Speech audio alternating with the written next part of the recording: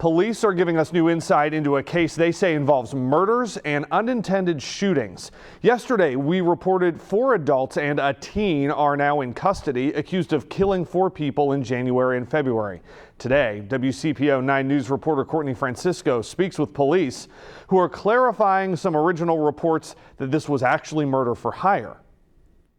Police said in their office here today that they are not at a point in the investigation where they can definitively say someone hired a man to carry out these killings. What they did say today is that the group knew who they wanted to die and they planned those attacks. We are hearing one of the top Cincinnati police officers describe the accusations that made headlines last night. A multi-week crime spree, 4 dead and multiple shot. A reign of terror. 3 weeks of absolute terror.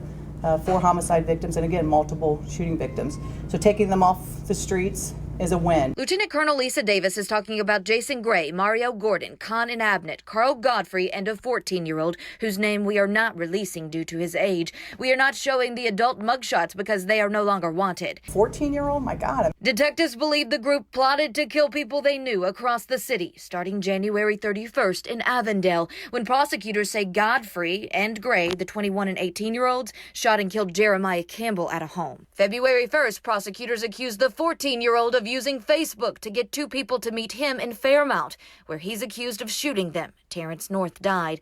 February 16th, prosecutors say Godfrey, the 21-year-old, got 49-year-old Con and Abnett to drive someone to Westwood. That's where police say Godfrey had Gray, 18, Gordon, 30, and the 14-year-old waiting. Police say they shot, hurting the target and a woman, and killing DeAndre Otis, not on the target list.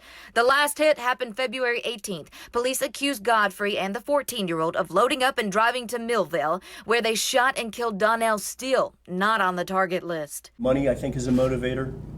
That's part of this.